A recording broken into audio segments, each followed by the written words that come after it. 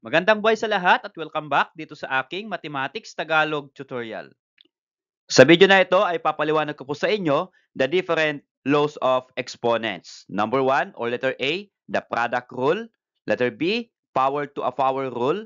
Letter C, negative exponents. Letter D, zero exponents. Letter E, quotient rule. And letter F, power of a fraction rule. So ipapaliwanag ko po yung different laws of exponents na ito at i-apply po natin in simplifying exponential expressions. We're going to simplify these different exponential expressions applying the laws of exponents. So paano po kaya ito isi-simplify itong different expressions na ito? Okay, so let's start with the first rule, the product rule. So ano po yung ibig sabihin ng product rule sa laws of exponents? So ito po yon, a raised to m times a raised to n is equal to a raised to m plus n. So ang sinasabi po ng product rule, kapag pareho po yung kanilang base, pareho pong a or pareho pong variable, ay just copy the variable, okay, kagaya po nito a, and then add the exponents, kaya m plus n. Okay, so yan po yung ibig sabihin ng product rule. So let's start with this number 1 example. Applying this product rule. I-apply po natin. So we have x raised to 5 times x raised to negative 4. So how are we going to simplify this one? Since pareho po sila na variable x, all you have to do is write the variable x and then add their exponents. So 5 plus negative 4. Ito po, 5 plus negative 4. And what is 5 plus negative 4? That is equal to positive 1. So kapag 1 po ang exponent, pwede na pong i-remove. Pwede lang pong x. So that is the product rule. Okay, so to understand better the product rule, we have this, another example, 5a squared times 6a cubed.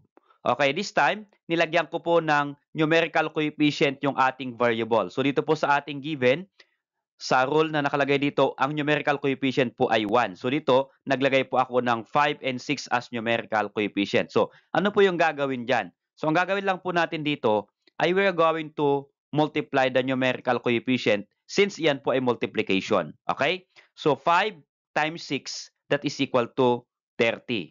And then, sa variable naman, a squared, a cubed. Again, pareho pong a yung ating variable. Just copy the variable a and add the exponent. So, ang exponents po niya ay 2 and 3. So, 2 plus 3. Okay?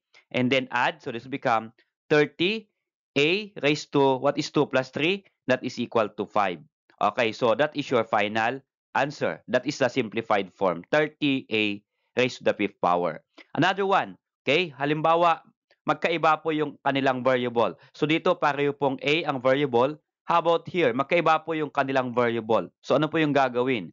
2a squared times 3b cubed. Okay, again, since that is multiplication, multiply numerical coefficient. Okay, multiply po natin 2 times 3. Okay, and what is 2 times 3? That is equal to 6. How about a squared and b cubed? Nakalagay po dito, kapag pareho lang, you're going to add the exponent. Pag pareho ang base. Ay dito, magkaiba po ang base, magkaiba po ang variable, a and b. So ano pong gagawin para ma-simplify? So hindi po natin pwedeng i-add yung kanilang exponent. So pwede lang pong pagtabihin natin as is a squared b cubed. O ang ibig sabihin po nito ay 6 times a squared times b cubed. Okay? So hindi na po natin pwedeng i-simplify ito. Okay, so how about for the second rule? Power to a power rule. Ito po yon. A raised to m raised to n is equal to a raised to m n.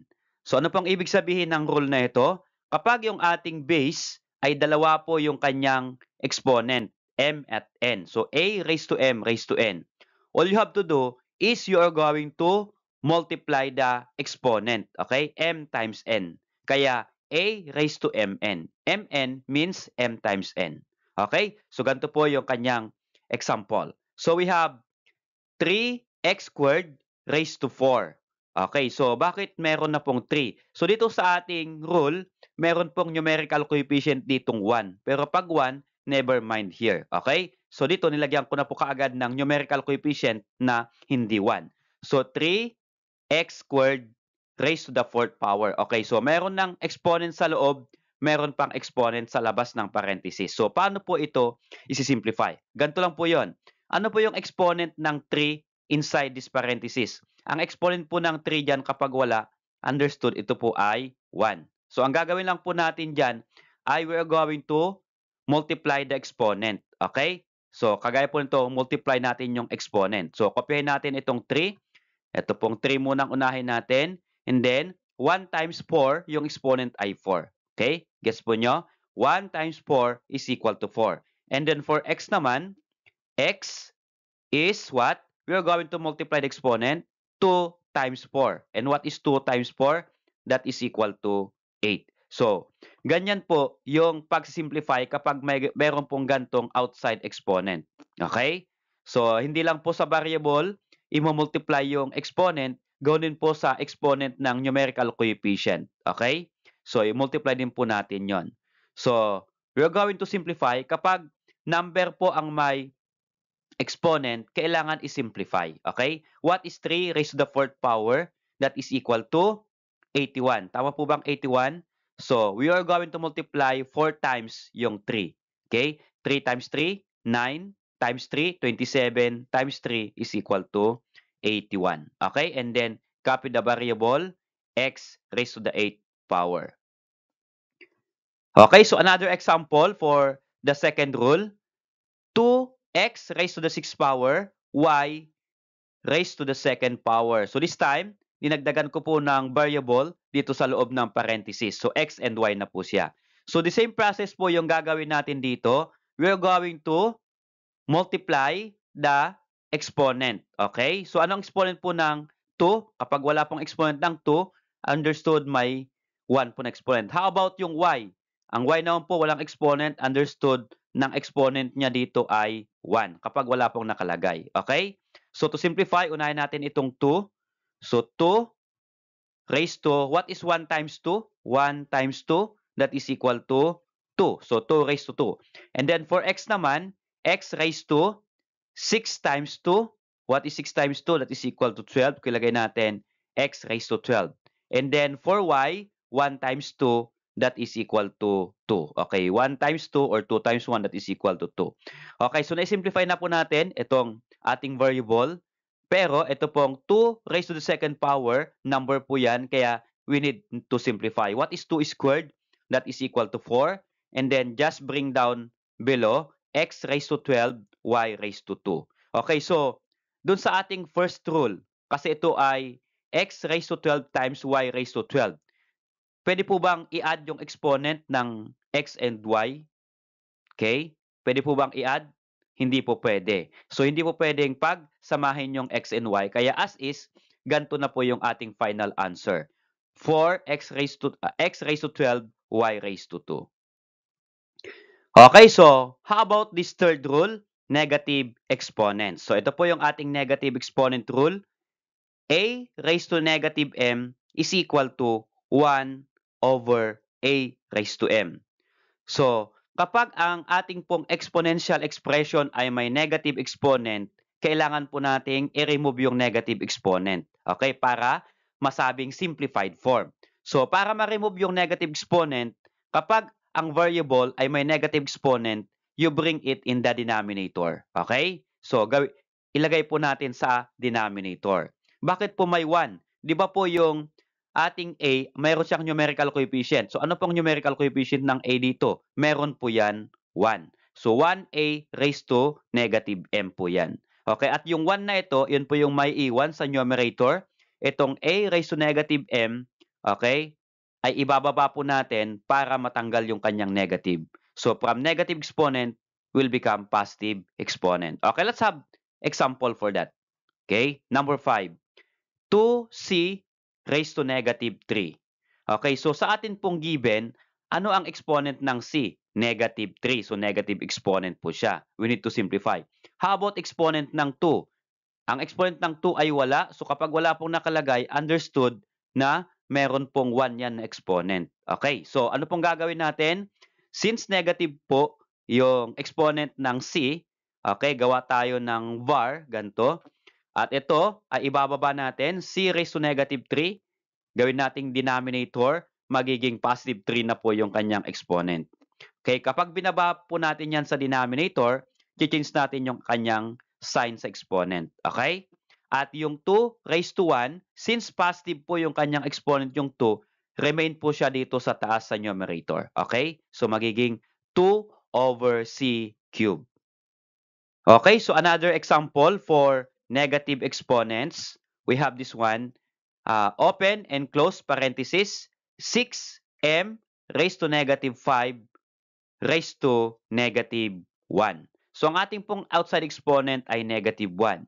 So paano po yan simplify? Again, mayroon pong negative at the same time may outside exponent. I-apply po natin yung ating law kanina. Okay, yung second law kanina. So ang gagawin lang po natin dito ay distribute po natin yung negative 1 exponent sa loob ng parenthesis. So ano po ang exponent again ng 6 rather? Ang exponent ng 6 dyan ay positive 1.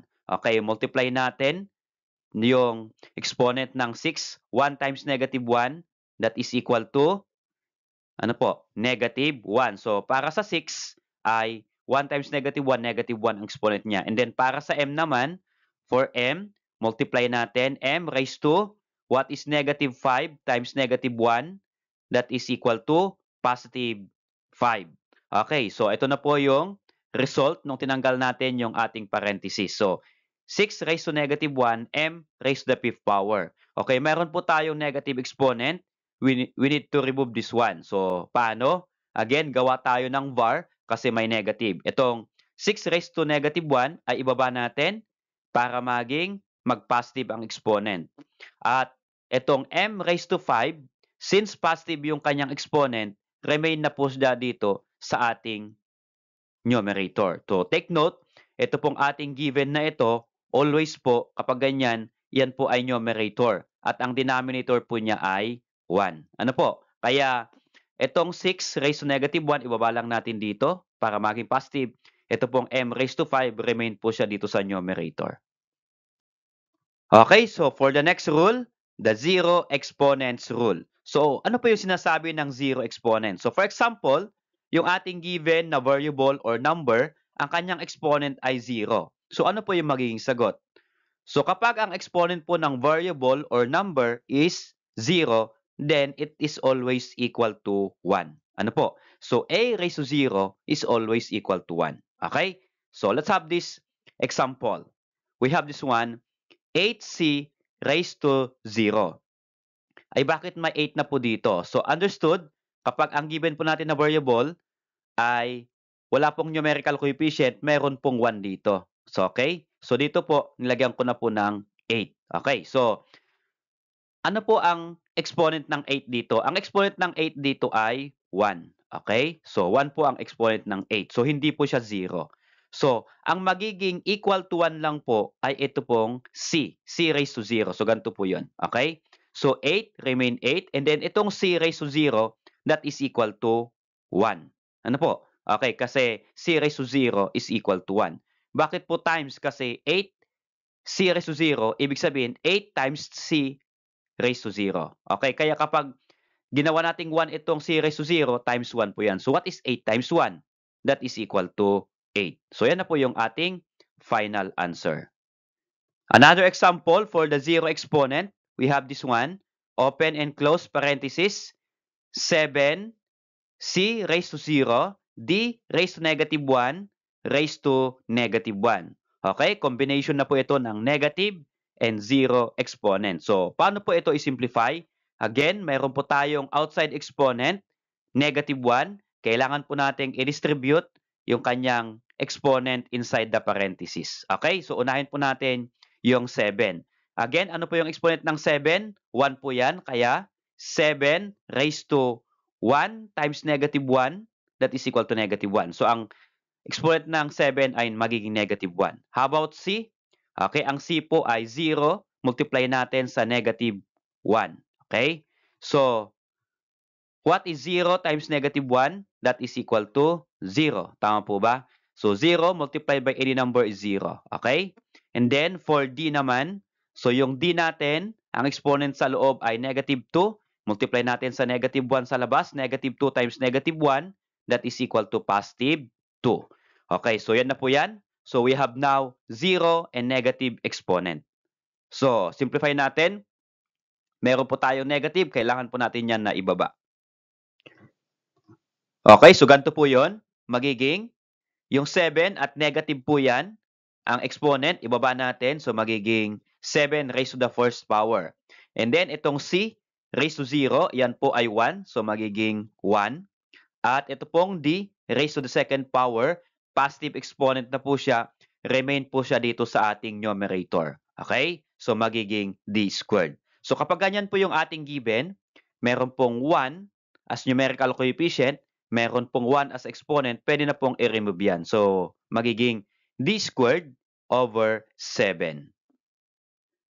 Okay, so another rule, the quotient rule. Pag sinabi po natin quotient rule, ito po ay fraction kasi nga po quotient. Okay?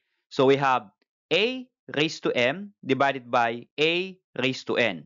So kapag ganito po yung ating given fraction, pareho po yung ating variable o pareho po yung base, pareho pong a, all you have to do sa kanilang exponent ay you're going to subtract. So a raised to m minus n. Okay, so ito po yung ating example. So we have this one. Dalawa na po yung ginawa kong variables. Dito po sa ating given isa, pero pwede pong dalawa, pwede pong isa, pwede pong tatlo, at pwede pong marami. Okay? So, since may magkapareho pong variable, take note here, yung magkapareho lang po ang isusubtract natin. Kapag hindi magkapareho, hindi natin pwedeng isubtract. Kagaya po itong A at B. So, hindi po natin pwedeng isubtract yung kanilang exponents. Ang pwede lang pong isubtract ang exponents ay pag magkapareho po yung ating base. Okay, so since A, mayroon sa numerator, mayroon sa denominator, subtract natin yung kanilang exponent. So 4 minus 2. Okay, lagay po dan. And then sa B naman is 5 minus 7. Okay, so this one. So we are going to subtract now. Sa A, what is 4 minus 2? That is equal to 2. And then sa B, 5 minus 7, that is equal to negative 2.